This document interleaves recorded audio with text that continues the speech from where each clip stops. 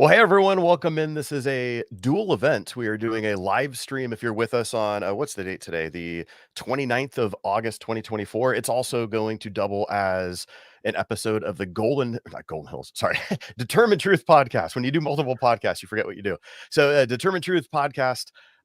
And so this is kind of a back episode. We meant to do this one originally back when we were in our Revelation series that only lasted a couple weeks.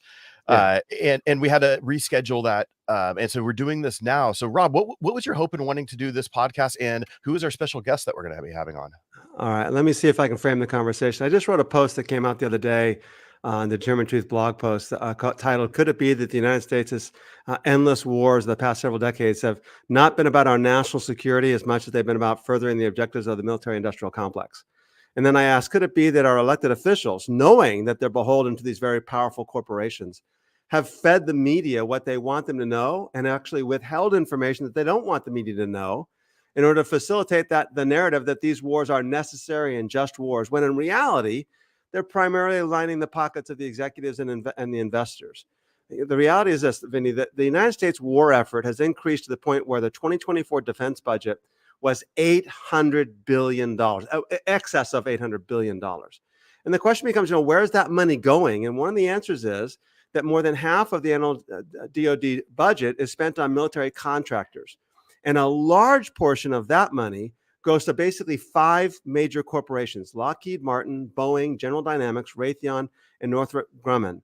In 2020, in the last 20 years, from 2000 to 2020, those 5 corporations earned $2.1 trillion in military contracts.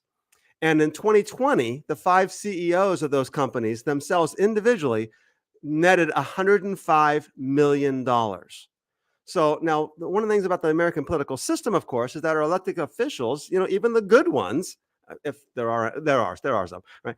They ultimately have as their primary objective really to remain in power. And to do so, they're often beholden to those who put them in power, and that includes the military-industrial complex. So weapons manufacturers have spent $2.5 billion in lobbying over the last 20 years. In 2020, I think it was, there are 700 lobbyists representing the weapons manufacturers. Now, think about that. There's only 535 representatives and congresspersons there. So that's more than one lobbyist for the weapons manufacturers for every congressperson. The United States, of course, has far less lobbyists for diplomats. They're just clearly not interested in diplomacy. So the question then becomes, why does this matter? And what do we want to do in today's live stream? As you mentioned, Vinnie, we're going to do this as a podcast as part of the Determined Truth series on the book of Revelation. We did the study of the Revelation, and we were inviting guests and speakers in on different topics. And one of the things that I argued in that series was that the book of Revelation says the people of God are advancing the kingdom of God, and that work is opposed by the beast, as we discussed in great detail. And the beast wages war against the people of God. And I think the beast is ultimately empire, or even more specifically, the corporations that control the empire today are an embodiment of the beast today. And so I've been processing for 25 or more years as I've studied the book of Revelation, as I've done this work, as I wrote the commentary and everything else, what does this mean for us today? And the more I contemplate it, the more I wish I didn't contemplate it, because it's like the devil is unbelievably brilliant, unbelievably insidious. And so 6 months ago, I got this email with a free ebook. And it was like, it's not my type of book, but I'm like, but it's free. So, you know me, Vinnie, I'm like, all right, I'll go for it. And the book was titled The Business of War. And in the book, it was a collection of essays. Each of the authors were just experts in the field. And as I began to read the book, I'm like, this is really, really, really well done.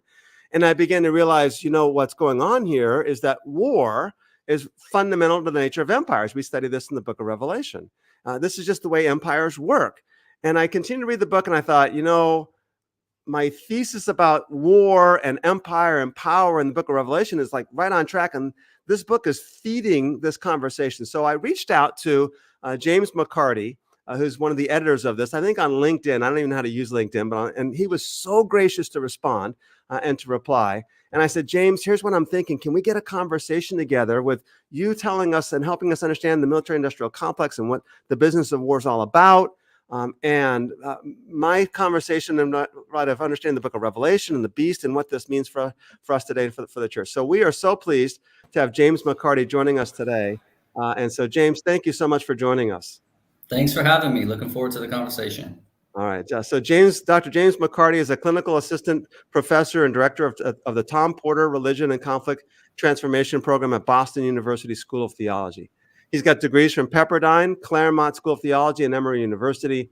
He's published on the themes of racial justice, restorative justice, and peace building in journals on theology, ethics, and law. And he's the co-editor of the book, The Business of War, Theological and Ethical Reflections on the Military-Industrial Complex.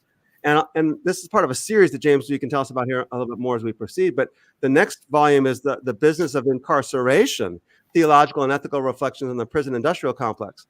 James is an expert in the theology of Martin Luther King Jr.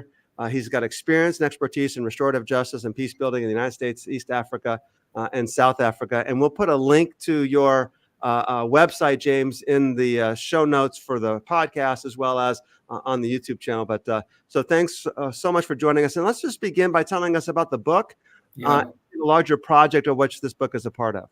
Yeah, I'd be glad to. The project started a long time ago. During the Bush administration, George W. Bush administration, and the Iraq War, somebody reached out to me about getting together a panel of people at a conference to talk about what's going on. And so we did, and it was so well received that we were able to recruit some of the folks who were there, engaging with the conversation, to join a larger book project. And so we decided to go forward with the book, The Business of War, which really intends to think about the theology and especially the ethics of war differently than is often done in contemporary scholarship, right? So oftentimes you find, there's the number of books published on debates between just war theory and pacifism, or just peace building, or even new proposals like just policing, or trying to take seriously the ethics of just war theory after war, use post-bellum, right? Like there's all kinds of new literature coming out thinking about Christian ethics and war. And similarly, there's been a decent amount of work being done in the ethics of contemporary economics, right? So post-Cold War, capitalism's won, democracy's won, and there's kind of this lull for a little bit, if you will, on scholarship in that area. But it's picked up again with the rise of finance capitalism, growing economic inequalities, the incorporation of supposedly communist countries into the global kind of capitalist process. So there's been more work there, but never do those conversations come into kind of one conversation, if you will. Rarely do books on the ethics of war, for example, engage the ethics of preparation for war, right? Or what we call the business of war. So we draw on the tradition that goes back to at least Dwight Eisenhower, who kind of is famous for coining the phrase, the military-industrial complex. So he's a president of the US in the middle of the Cold War, and expresses concern about the growing intimacy between the Department of Defense and the private industries that are making it possible for them to be ever ready to go to war. He doesn't necessarily say we shouldn't be doing this. He's a good president of the US and somebody who's trying to win elections and the head of the empire and all these kinds of things. But he's expressing concern that this evolving relationship might undercut some of the core kind of held commitments of democratic government by the people, for the people, all these kinds of things. And so just expresses concern. And ever since then, it's opened up a pathway for really thinking about this, because it's kind of a new thing that exists in the world, at least in the way that it does in contemporary times, in industrial, post-industrial societies, the kinds of weapons that now exist, the amount of destruction that is possible through them. And so we wanted to examine that theologically and ethically in a way that hadn't been done before. And to do that, there's no one expert that we knew of to be able to do that. So we did this edited collection with folks speaking into biblical interpretation, theological histories, some particular histories in the US and in other parts of the world, and then thinking about how we might resist the business of war, this growing kind of interweaving of our economic good with a supposed need for a strong military to have peace, something like that, right? We don't totally accept that premise, most of the authors in the book, if not all of them, and we critically engage with it to try to think about ways forward to resist the business of war.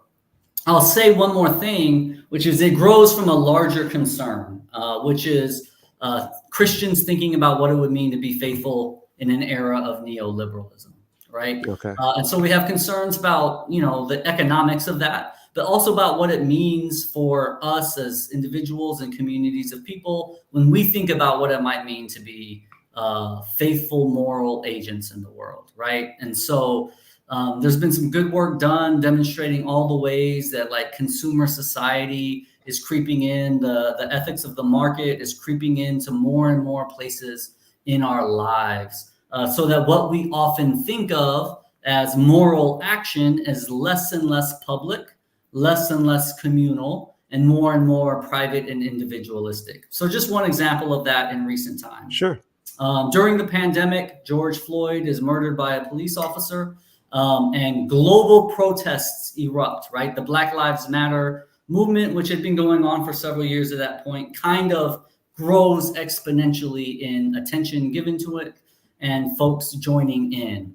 But really quickly, I don't know if you all remember this, protests against police budgets, the militarization of police, racist policing practices, the rise of mass incarceration, etc., quickly evolved into go buy at Black-owned businesses. It very quickly shifted from a kind of public accounting of what we do with our tax monies and in the name of things like public safety and justice, right? These things that supposedly are public goods, and shifted into the realm of the private and the individualistic. What you can do to support the Black Lives Matter movement is go buy your t-shirt from this business instead of that business. Okay. And that's not to say that there aren't good reasons to do that kind of thing, but it's just one example of the ways that the logics of the market creep more and more into our lives, so that what we now think of as political activism is consumer behavior, right? And that would not always have been the case. Now, that's not to say those kinds of things didn't happen, right? The British abolitionist communities stopped buying sugar at some point. It's not like that's brand new, but it is to try to name what we see happening, which is that what would be kind of collective problems that need collective solutions regularly coming down to the private. And so we see this happening in multiple places. One of them is in the rise of private industries, which rely upon an ever-growing military budget to get ever-growing profits to satisfy their investors. And that's one place we see that. And we see it in others. For example, the prison industrial complex, which is the next book. Okay. But that's kind of the two places from which the book emerged, right? This broad concern about how we think about what it means to be a faithful person in the world with other people, how to be a good moral agent, broadly speaking, and then specifically how that's shown up in the military-industrial complex. Okay. Hey, excellent. Let me ask a bunch, because there's already so much that you've given us where it's like, wow, this is like it's just an amazing playroom of areas that we could go to unfold things. So if I'm listening to this for the first time, just as a lay person, I'm going to be hearing a lot of maybe a trigger word or just things where I'm automatically drawn to an idealism, like a political idealism or something like that. Would it be fair to say that as a theologian, you're an ethicist? Would we put you in that category? Yeah. Ethics for sure.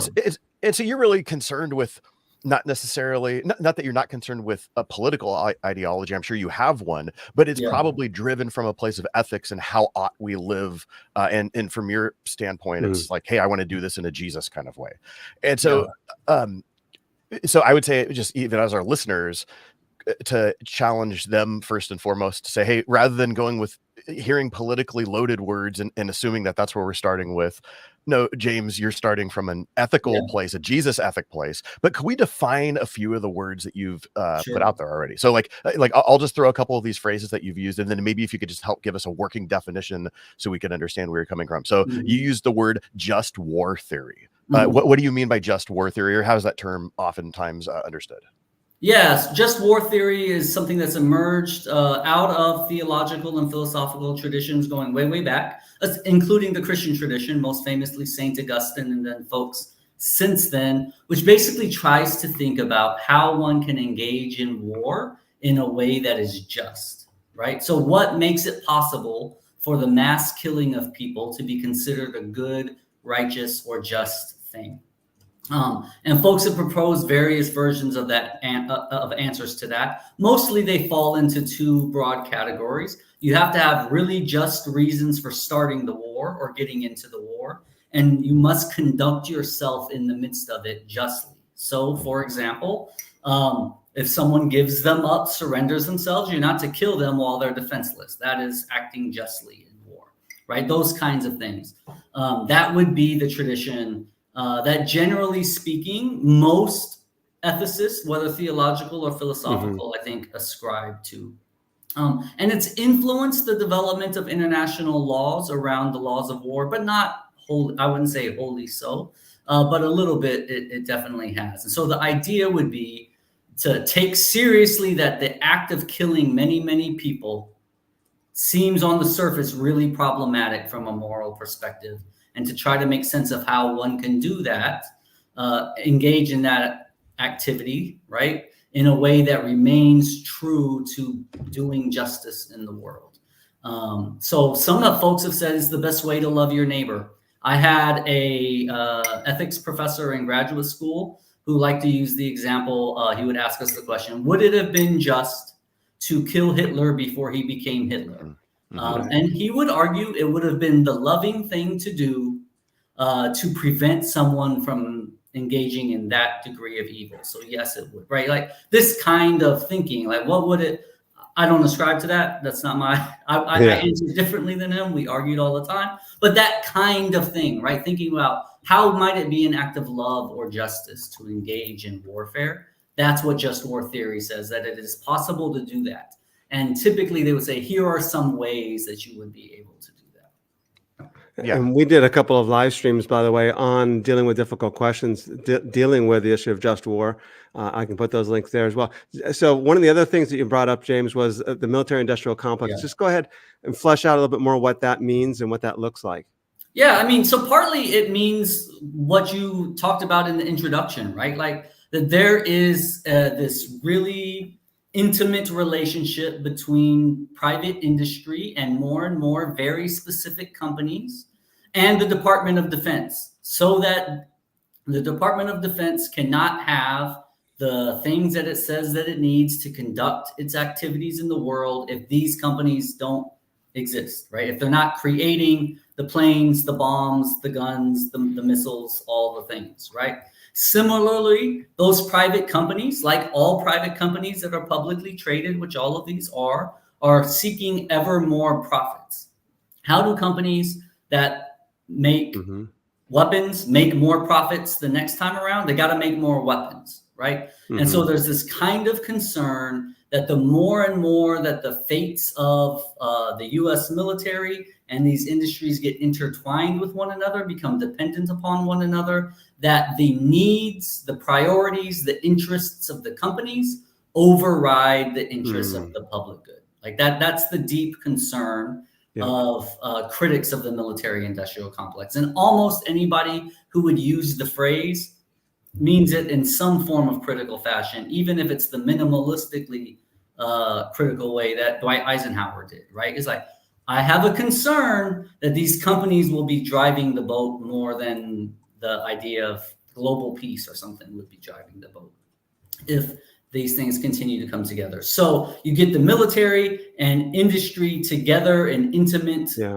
kind of dependency relationships. And then potentially you have public policies that go haywire because it's the interests of the private industries more so than the needs of the public. They get prioritized, right? We often see this, like critics of the military-industrial complex, almost without fail, every time a new military conflict breaks out, the stock prices of these companies jump up because everybody knows they're going to be producing more weapons. And you can sometimes find quotes from the CEOs celebrating that we're going into a new war, including the most recent outbreak in the Middle East. And so those are the kinds of things we get concerned about. Not that we would be thinking so seriously about how could we ever kill someone justly, but that we would be celebrating the opportunity to get more weapons. That's the concern. There's this moral kind of deformation that happens just by living in a society in which the private laws of the market begin to overflow into the public, if you will. You used the term neoliberalism, I believe. Could you define that? And then how would we correlate that with also the idea of military-industrial complex? Yeah, that's great. That's a great question. So neoliberalism is a shorthand way of talking about the ways that since the 70s-ish, a lot of people might point to the early 80s during the presidency of Ronald Reagan and Margaret Thatcher's leadership as Prime Minister of the UK. But this idea that there's been a moment that has shifted in which governments outsource more and more of their work to the private, right? And so more and more, it is things that we once thought of as only to be led by governments or the public or by public interest, at least, becoming more and more ruled by the work of private industry or companies or these kinds. So we see this with the outsourcing of some government activities to various independent contractors, right? Like this kind of thing happening. And this is happening at a global scale. And the other thing that is then happening is that it influences the way that we think as individual agents about how we engage the world, which is less and less through public conversation, public kind of activism, living life in a democracy, and more privatized, because really we're interfacing with more and more private companies rather than public agencies, right? This kind of thing. So one way we see this happening in one industry in the US is more and more public funding for education is not going to public schools, it is going to charter schools and potentially private schools, right? So we see this outsourcing of this thing we've always thought of as a democratic and public good and an issue of justice about who has access to where. And more we are shifting the way we deliver those services from publicly run to privately run. Right? And folks have all kinds of reasons they talk about for doing that: efficiencies, market expertise, et cetera, et cetera. But as it happens at grand scales, this is something that's happening globally in ways that have changed the way we interact with the world.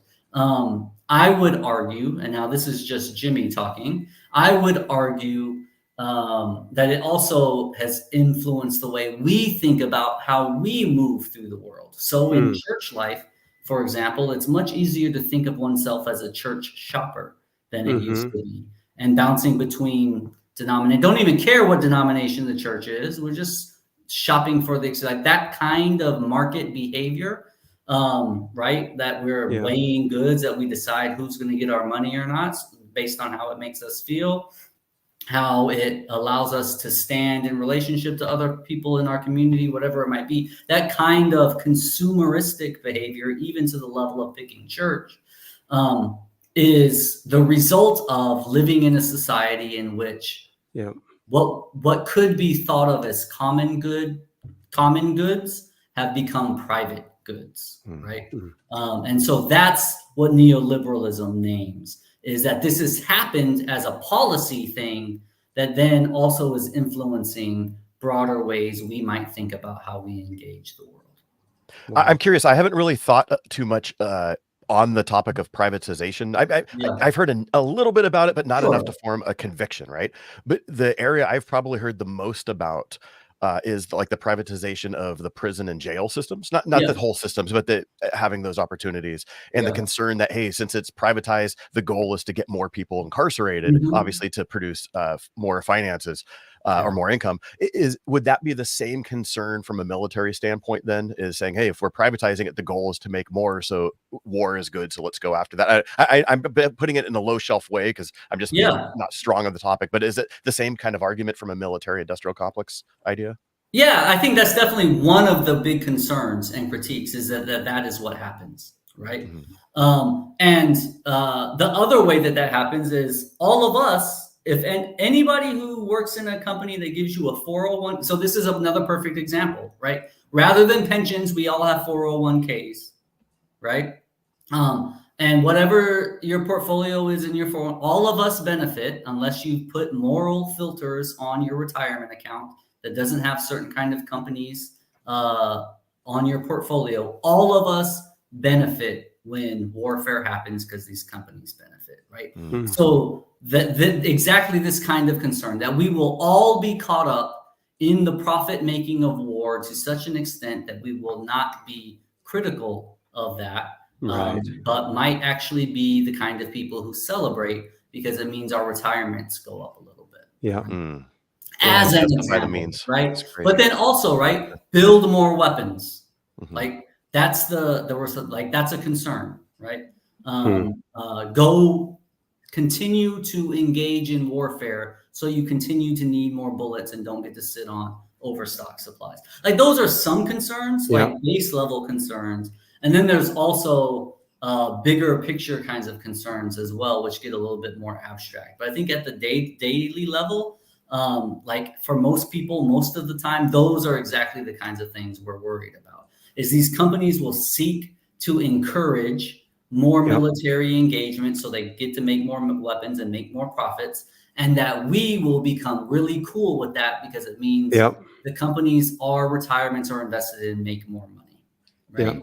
Like that would be a real on the ground practical kind of way. And now you've got Christians celebrating going into endless war because it means our retirement accounts are fatter. Like that would be a concern about not living faithfully in the world, right? Wow, crazy. Now let me encourage you, if you're watching this live, that you can feel free to put some comments in the comments box. If there's any questions, we'll do our best to get to them before we're finished. But let me ask, in Bradley Burroughs' chapter, James, titled Contracting Justice, the Private Military and Security Contractors and the Commodification of War, he says, nonetheless, no party has been more central in the rise of the PMSCs, Private Military and Security Contractors, than the United States, which has been a key both supplier and the largest consumer of their services. So can you kind of fill us in what that is and what's going on there? It sounds like it's the same line of thinking here.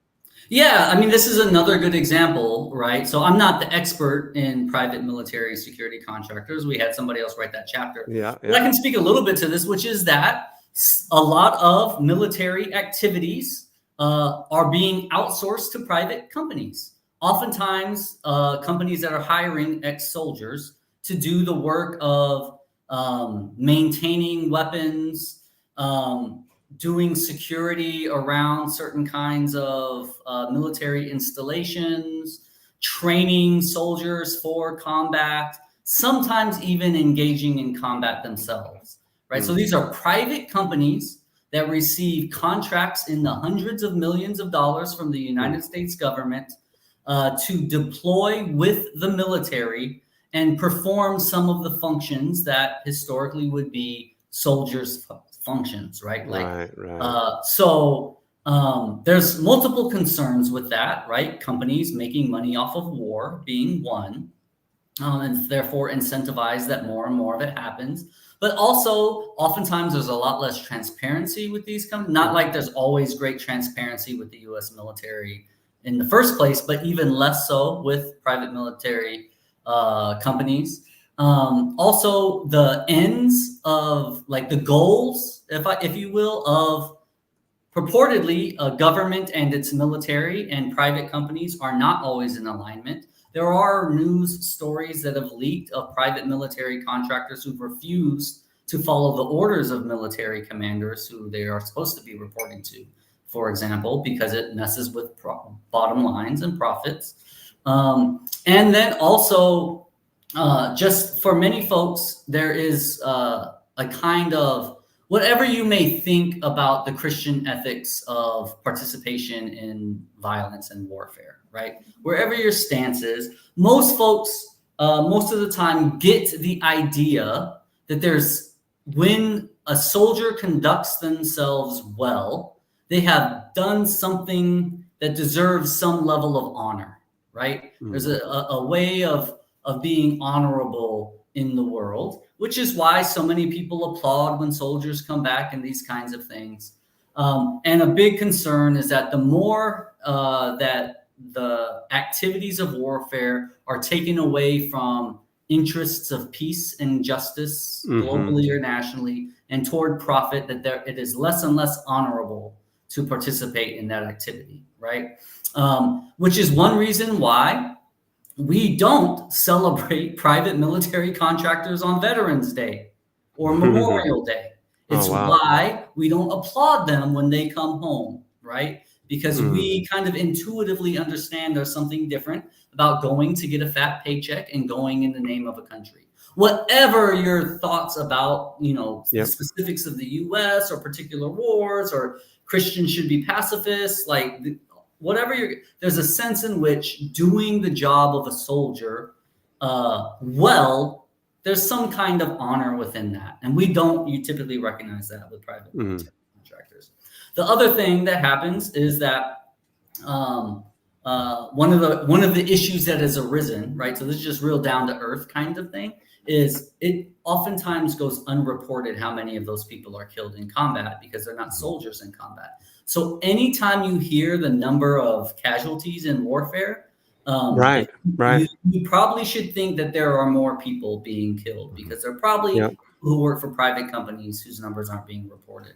Eventually, there was some research done into Iraq and Afghanistan, which suggested that at least 25% of the number that we were hearing about soldiers, you can add another 25% on were private military contractors. Were killed, right? And so we're just missing the human costs of warfare when it gets privatized.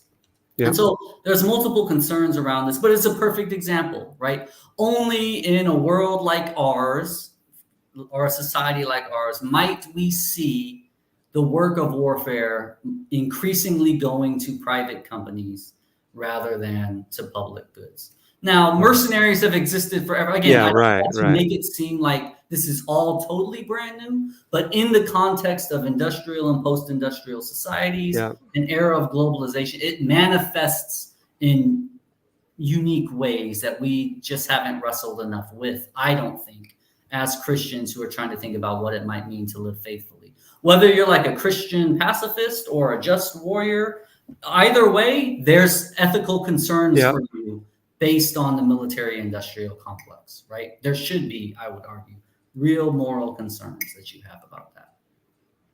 Let me ask a question real quick, just to, like I said, as someone who's trying to put this together and is kind of new to this conversation, and maybe to play devil's advocate, not having any horse in the race, but looking at, the private military sector contractors, is it too easy to want to villainize them as merely profit-seeking people?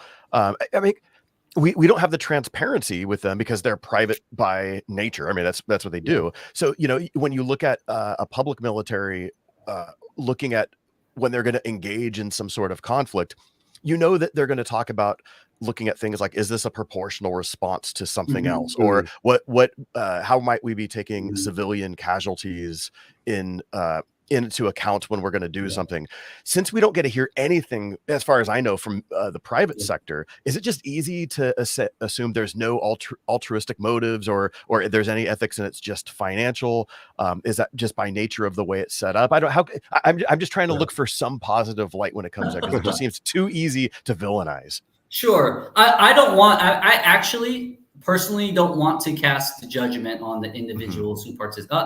I mean, there's context in which I would want to have the conversation, but we do a really bad job of making sure our veterans have good employment and healthcare when they come home, and they have a skill set. That's not mental health and everything else. Yeah, that's not my desire, is to like tear up the individuals who are doing that. But I don't think it's unfair to presume that the primary interest of publicly traded companies is the profits that they can give to their shareholders. Sure. I mean, I actually think by law, that is what they are required to prioritize. That makes sense.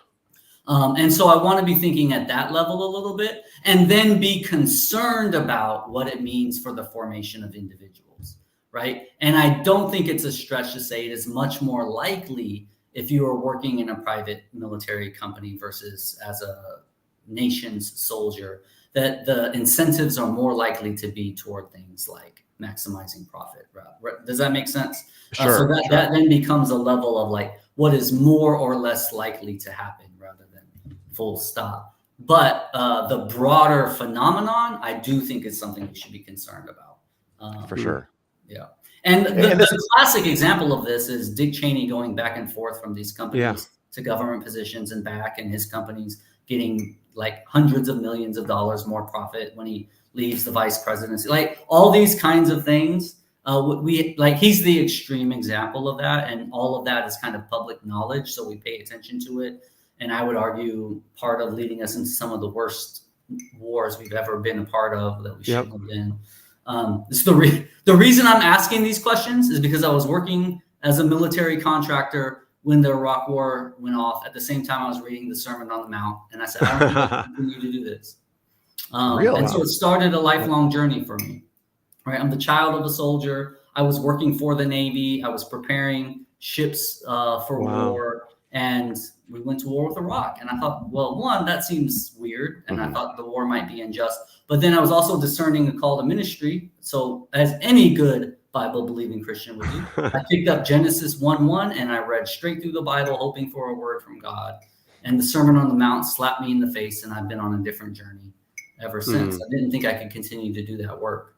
And so it's visceral for me in that way, but also naming again, my goal is not to villainize Dick Cheney. It's just that he's the person whose story is the public one. So it's easy to talk about. But those are the kinds of things we get really worried about. Maybe you don't become vice president, but you go back and forth from being a lobbyist to then working in the executive office, the E-suite of a company, and then back to those kinds of things get really fuzzy really fast if you start to scratch beneath the surface. And it leads to questions about whether the common good of justice and peace is actually what is driving our engagements or not. Whether you think war could ever be just or not. Like in the daily life, like what are we moving toward? What is driving us? We should be concerned, at least, right? We should be asking the follow-up question. Most people don't even know that private military and security contractors exist. Right? Let alone that they're participating in all of our wars ever since Iraq, at least. I just mentioned Dick Cheney in the post that came out, I think, yesterday. And Lloyd Austin, who's the current Secretary of Defense, is actually on the board of Raytheon. I don't know if you know that or not. I'm not surprised. Yeah, so it's like, what's going on? Let's move ahead a little bit just for the sake of time as well. Yeah. So your work, one of your expertise is Martin Luther King Jr. Yeah. And Martin Luther King Jr. Decided that he couldn't go further with his activism for civil rights unless he spoke out against the Civil War. You actually quote him saying, he said, quote, "I could never raise again my voice against the violence of the oppressed in the ghettos without having first spoken clearly to the greatest purveyor of violence in the world today, my own country." Can you speak a little bit to Martin Luther King Jr. and his role in this whole cause? Sure. Just for clarity's sake, I think your own concerns about where we might be as a country snuck out. He was critiquing the Vietnam War, not the Civil War. That's from Rob was a kid. Rob's thinking back to his childhood when the Civil War was happening. So he, So. Well, guess who's going to edit that out of the podcast? Well, now you can't because right. But it's on the live stream forever. On the live stream forever, but the podcast people will have no clue about that. Yeah, exactly. But so toward the end of his life, before he's assassinated. And as I had an undergraduate professor who made it very clear to me, he was assassinated exactly 1 year after he gave his famous Riverside speech, to the day. Oh. He thinks that's not a coincidence. And that was the speech against the Vietnam War. The big one where he kind of came out publicly. He'd been giving the speeches, but yeah, it's the big one. It's famous. It's called his Riverside speech, Beyond Vietnam, or A Time to Break Silence. It's called multiple things. But and you can watch that on YouTube, by the way. Say again? I said you can watch that on YouTube. It is available. Yeah. It's all over the internet, the text as well. Yeah. And he basically says, I can no longer remain true to the work of racial justice and peace here if I'm not speaking out against violence and injustice elsewhere, in particular at this moment in Vietnam. He says there's no way to be morally coherent and advocate nonviolence in the U.S. while not demanding that my government live up to it abroad.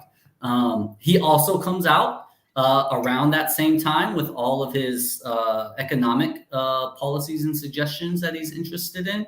And so he's linking in that. He famously talks about it, the triple evils in that speech, which is, he says the United States has this particular kind of nexus of things that make it really hard to do justice as a people. And they are the intersections of racism,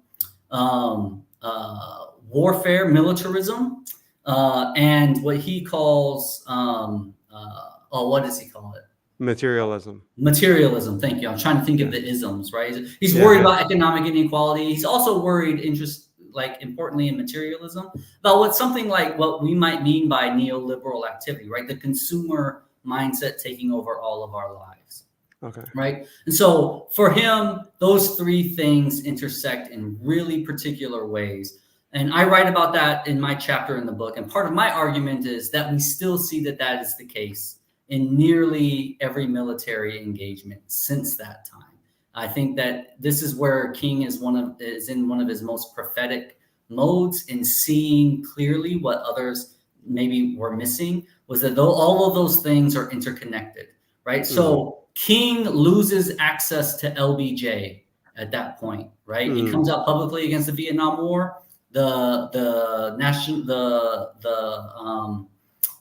president and his cabinet and said they don't want to talk to King anymore. He also gets criticized by a lot of his colleagues in the civil rights movement, say, shut up about that, focus on the racial justice stuff. And he insists that all of those things go together, that you cannot be talking about one if you are not talking about all of them at the same time. And I think that's one of the most insightful things that King ever gifted to us. And it's informed a lot of my own kind of lived discipleship and activism since I kind of got hit in the head with it during the Iraq War. So let me ask you about that, James, because I was reading an article that you had written, and you had talked about Dr. King and his use of the triple evils, as you describe them: the militarism, racism, extreme materialism. And you write in there how he famously states the United States is the greatest purveyor of violence in the world, and you go on to talk about how this affects and this oppresses people around the world, or in America, especially the poor. How do you make that connection? Yeah. So for King, it was really clear, right? Poor people were getting bombed in Vietnam, typically by poor Americans that was the career path that they had. And the war on poverty got DOA almost because of the war in Vietnam. Like, that's King's argument, right? That everywhere you turn, it's poor people killing poor people, not getting the help from the government because the government money is killing poor people, right? War is bad for the poor. I think we can look in Ethiopia, Sudan, Gaza, Ukraine, and see that is still true. War is bad for the poor. If you are convinced as I am that part of the Christian call is to care for, serve, love, and do justice for the poor, then it seems like war is a really hard way to do that, right? So that's part of what King argues. And I would extend the argument even more into today. But the greatest purveyor of violence piece, I don't know what the numbers are of how many people are killed by any particular state or in any particular society, partly because we don't have good reporting from some places.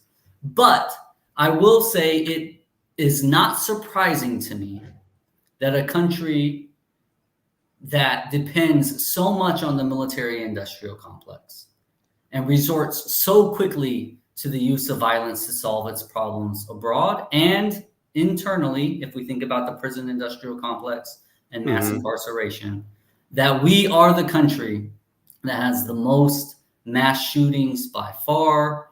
As far as we know, the highest rates of people being killed by guns and other weapons by far. Domestic violence through the roof by far of any other countries who are keeping any of these statistics.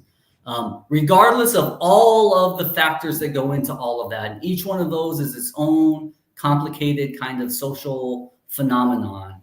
But what I would say is it's not a surprise that a country built on so much violence, that so quickly resorts to so much violence, finds that its people become some of the most violent people in the world. And we often don't think of ourselves like that.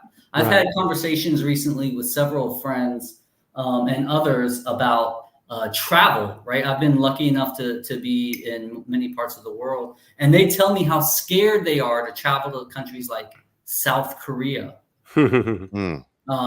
parts of Europe, right? There's places that they're scared to travel to because they're not sure that they could be safe there, right? Scared. And I report back to them and they don't know how to deal with this. I have friends in South Africa, for example, a country with a very high kind of interpersonal violence rate, that they are scared to death to travel to the US because they're convinced they'll be caught in a mass shooting in a movie theater, at a sport game, at a parade.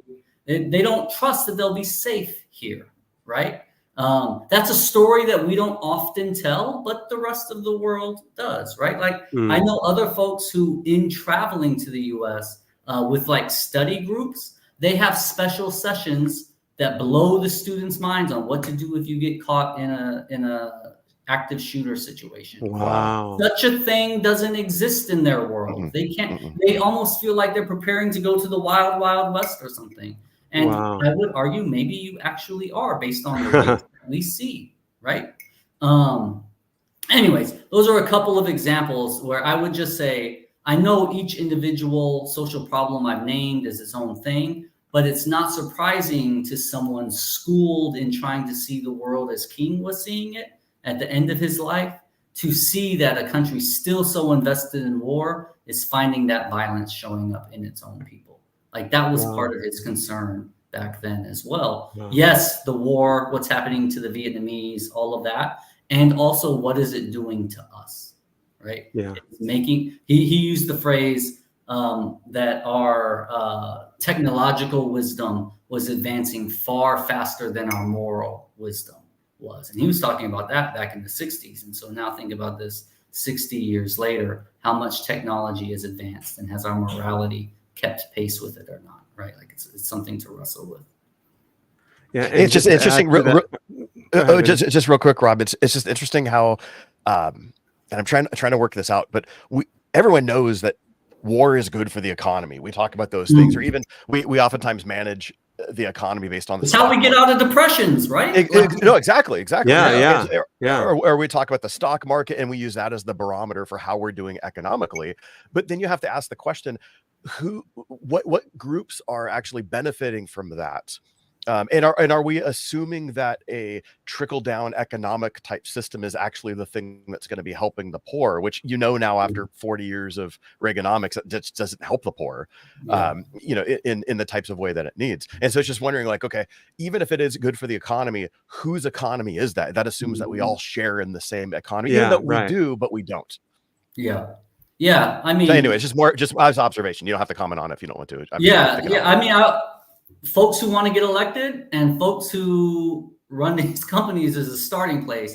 But it's more than that, right? This is where it gets complicated. It's like, this is where the questions of nationalism come in, and of forms of civic religion come in, and forms of meaning making for people who don't ascribe to religious. Everybody's practices religion in some way, right? Everyone has a spirit, right? All of these questions, I think, play into it as well. So even if you're not seeing the dollars from it, you might be getting the feels from it. Interesting. Right? I might point to the recent controversies around former President Trump in Arlington as an example of this, right? The Yep. contestations over what are you allowed to do or not do in the name of your own benefit in regard to the sacrifice, right, that folks have done. And the edges of that have always been blurred. And the concern for some might be that the edges keep creeping in on what's allowable or not allowable, right, around that. Can you So elaborate on that last point a little bit? Because monetary is what I would say benefit. I'm not sure I tracked with you, and it's probably just my ADD, but it could be that everyone else didn't track with you either. In terms of Trump and Arlington, what's that connection? What are you trying to tie in there? So there's a controversy going on right now that he filmed in during a service in Arlington, which apparently is not allowed for political, not in general, but especially not for political purposes. Got into a little tiff of some sort with some of the staff who tried to stop them, and then basically put out a TikTok commercial using the footage.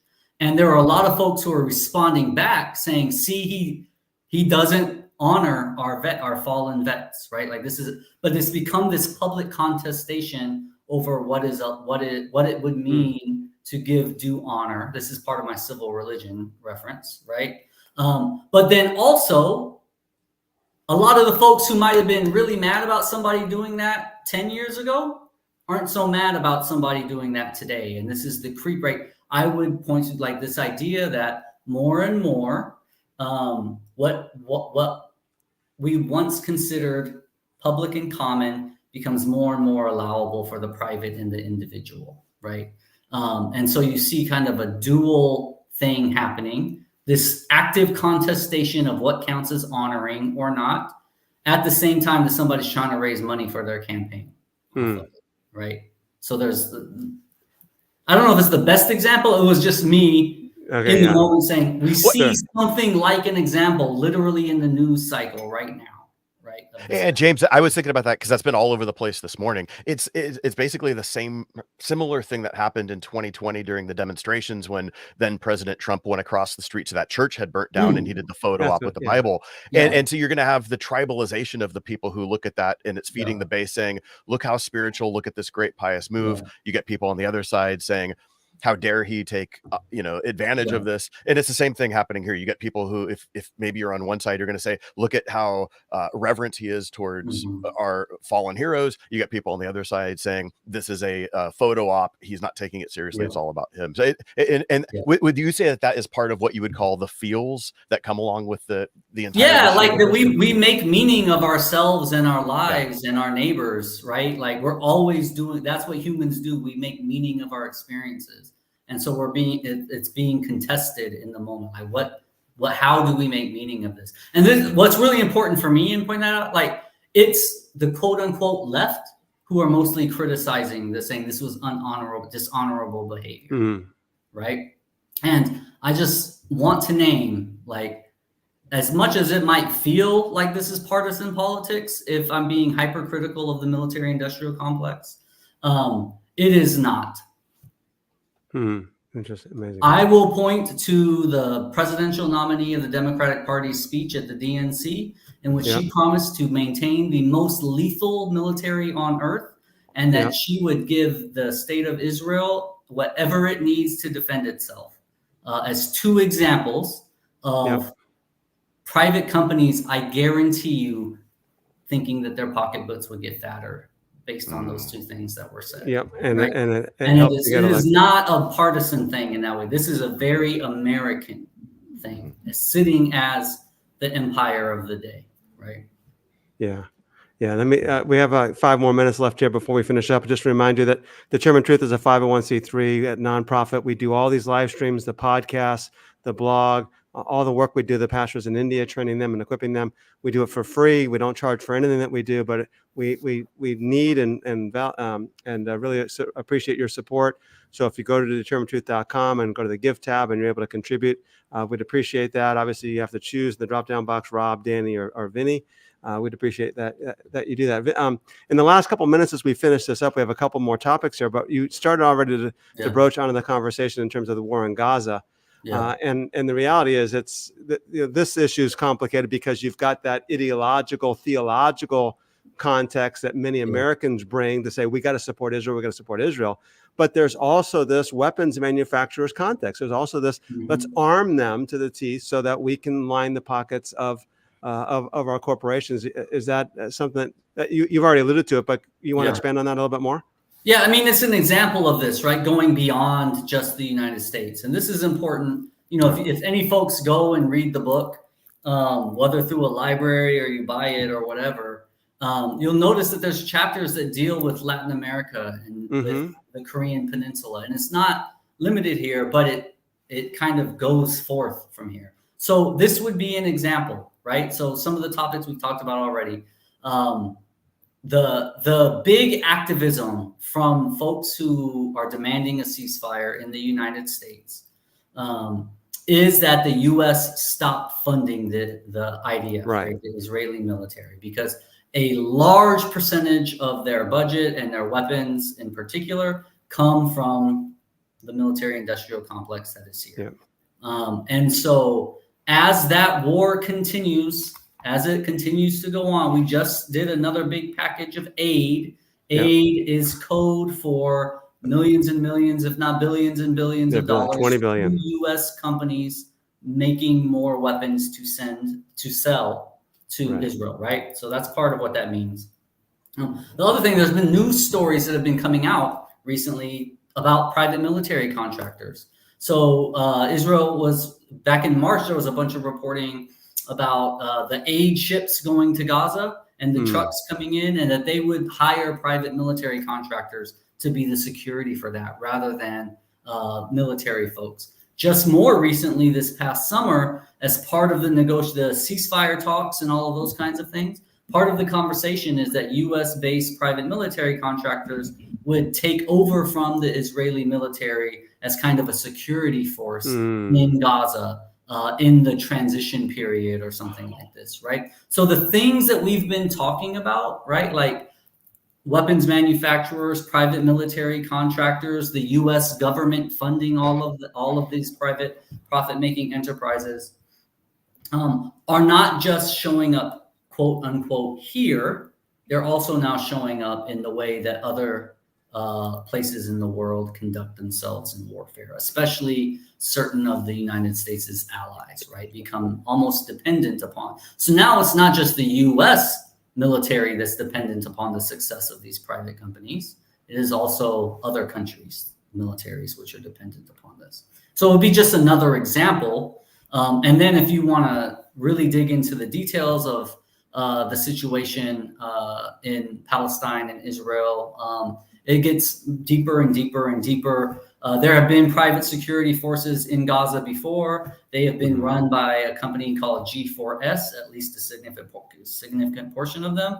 That's one of the same companies that has run historically a lot of the private prisons in the United States, which Vinnie referenced earlier. And so you start to see that these things interweave. So it's not a issue specific subject. It is how we have created a society and way of being, and all of the ways that now shapes who we are becoming.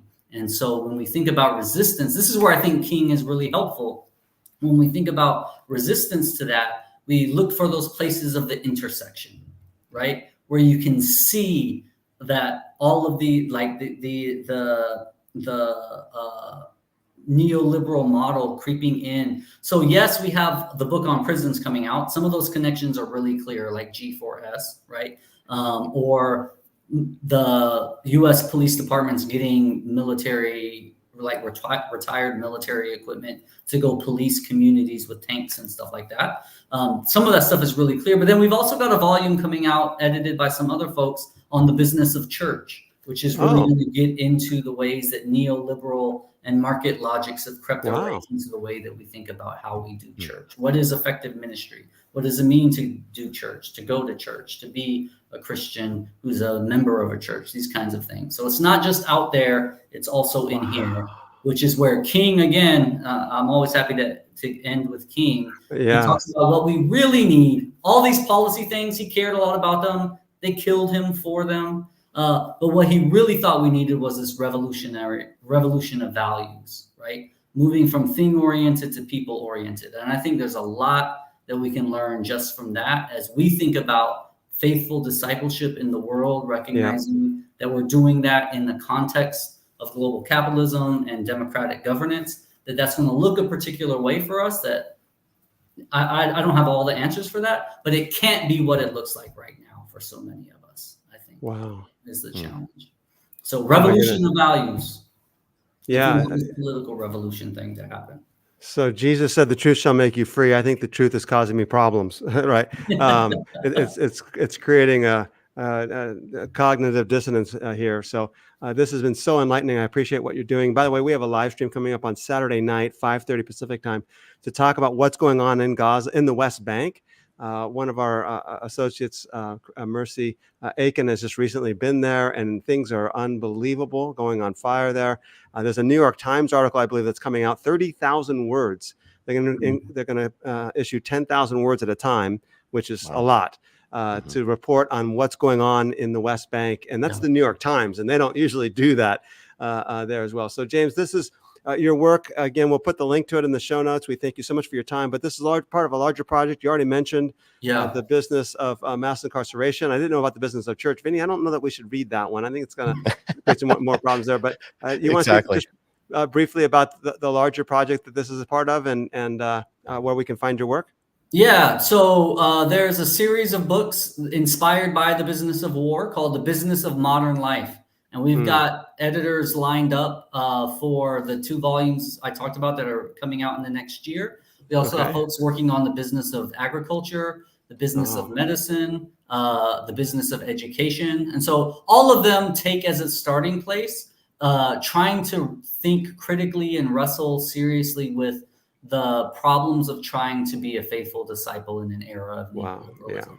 And all of these things that we think about as public becoming more and more private, in all the ways you can think about the language of private, right? So that's through Cascade Books. It's called The Business of Modern Life. You could Google that and find it. As The Business of War was the first book. Got a couple coming out this year and more in the pipeline there.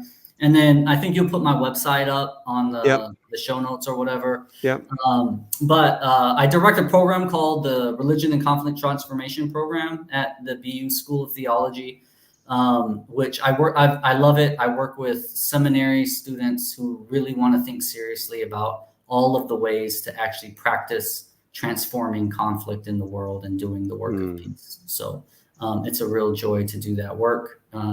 And that's what I do most of the day. So that's awesome. Hey, James, I wanted to say this week, in preparing to have you on, I've been, trying to read articles online that you've had, some, YouTube interviews that you have and whatnot.